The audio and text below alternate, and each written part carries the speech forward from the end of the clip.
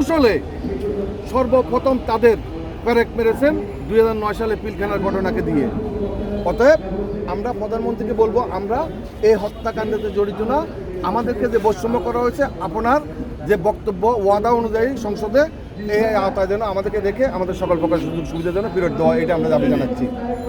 Fascist সরকারের আমলে মূলত এই মিডিয়ার হত্যাটা আর শাপলা চত্বরটা ছিল সব থেকে বড়। আপনারা দেখেন, ফ্যাসিস্ট সরকার দেখেন, সর্বপ্রথম 2009 সালে পিলখানা হত্যাকাণ্ড ফ্যাসিস্ট সরকারের আমল, তারপর 2013 সালে শাপলা চত্বর, তারপর 2018 সালে ছাত্রদের কোটা আন্দোলন, আবার 2024 সালে ছাত্র জনতার গণ অভ্যুত্থান। কিন্তু ছাত্র জনতার গণ অভ্যুত্থান এটাও কিন্তু কোর্টে আন্তর্জাতিক অপরাধে গেছে, এবং কি শাপলা চত্বর হত্যাকাণ্ড এটা আন্তর্জাতিক অপরাধে গেছে। কিন্তু কার ইশারায়, কার ইন্ধনে এই মহাপরিকল্পিত হত্যাকাণ্ডর বিচারটা এটা কি বলে আন্তর্জাতিক অপরাধে যাচ্ছে না?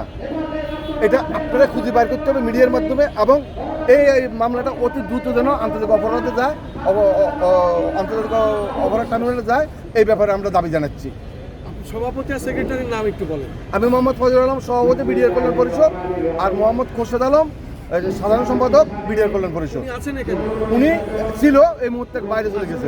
আচ্ছা, অনেকেই দেখা যাচ্ছে যে তাদের বয়স শেষ হয়ে গেছে, তারা কি এখন যোগদান করতে পারবে কিনা? যাদের বয়স শেষ হয়ে গেছে তাদেরকে যোগদানে নিয়ে, তাদেরকে যোগদান করাইয়ে, যেহেতু বয়স শেষ, তাদের চাকরি করার রুলস নাই, তাদেরকে পুনর্বাসন করে দিতে হবে সকল প্রকার সুযোগ সুবিধা দিয়ে। আর যাদের এখনো বয়স আছে তাদের বকেয়া সকল প্রকার সুযোগ সুবিধা দিয়ে চাকরিতে পূর্ণ বহাল করতে হবে। এই দুটো নিয়ে, আর আরেকটা হচ্ছে আমাদের নিরপরাধ জেলবন্দীদের মুক্তি। এই তিনটে নিয়ে আমরা কথা বলতেছি। ইন্টারিম সরকারের সময় বলা হয়েছিল আপনাদের দাবি মানা হবে, পরবর্তীতে কি হয়েছে? এমন ওনারা আমাদেরকে বিভিন্ন রকমের আশ্বাস দিয়ে আমাদেরকে বারবার ঘুরিয়ে দেন, তারা কিন্তু কোনো প্রকারের পদক্ষেপ গ্রহণ করেন নাই।